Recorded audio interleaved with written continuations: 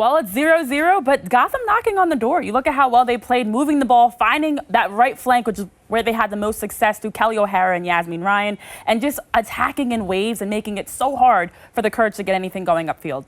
I think it's just that mentality that as the ball's coming across, you're going to be the one to finish it. There's been some creativity, maybe a little bit too much flair at times, keeping it simple. Ball in the box, you've got to be hungry to put your head down and finish it. And I think Gotham is close, but I think if we can see them be a little bit more selfish at times almost around the goal to bury it and take the 1-0 lead. She adds a lot. She adds veteran leadership. She adds, as a player that has international, Olympic, and championship experience, adds some of that extra swagger that the team is looking for. And for her, coming back after having Matt and Matthew back in August, at 31 years old, this team gives her a chance to be supported in her journey back, give her opportunities as she's trying to get back into the national team roster, and also help them turn a corner as she can be the staple in the midfield that they need. Well, it's interesting because we see it in other sports. You know, when you look at tennis, ice skating, a variety of other sports, they have teenagers that are playing at the professional level. And in men's soccer, we're already seeing it. It just wasn't happening in U.S. women's soccer. And now to give players that opportunity to be challenged. If you're in high school and you're Alyssa Thompson, you're not getting challenged in a high school or even a club game. So now to be challenged at a level you are able to compete at, but also helps change the game that you have 15-year-olds that are playing it up against players that are old enough to be their mom, essentially, and also have an opportunity to continue to grow and mature at the highest level possible.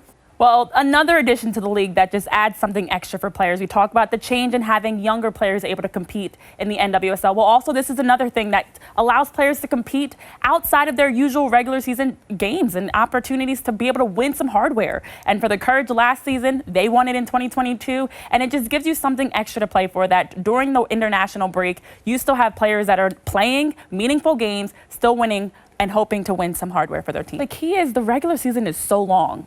And you talk about, as you get further into the months, that you have the mental wear, the physical wear. So this keeps you fresh. This gives you some small victories. And we as athletes love that because it mentally allows you to have something to look forward to that you're training towards. So the Challenge Cup, not only for the players, but also for the fans, gives you some extra excitement around the game that is so needed. And I know we've talked about this before, to help grow the game and help grow the league. Well, the biggest thing also is now that they're towards the top of the standings is you have a target on your back. Teams are now coming in to play you like they're coming into a championship game, especially a team like Orlando. So not only is it being on the road and getting through that change, but also having to make sure you're always playing consistently to what Gotham is looking to bring in the field. So I think there's going to be some challenges that come with it, but that's why this season is so long, and that's why we play every single game for opportunities to learn as you're working through the middle of the season, especially on the road.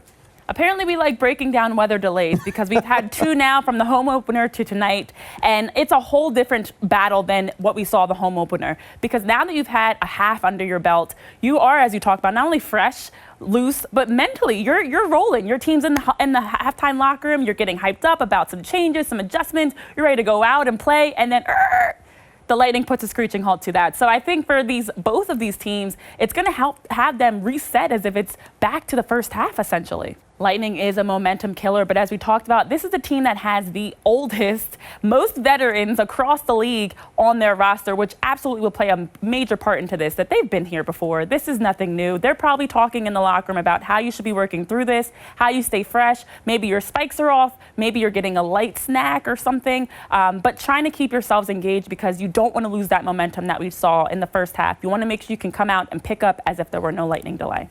Well, I like what he's talking about, staying ready. As we talked about being on the road, lightning delays, all these early season challenges help you in the long run because it is a big part of the game.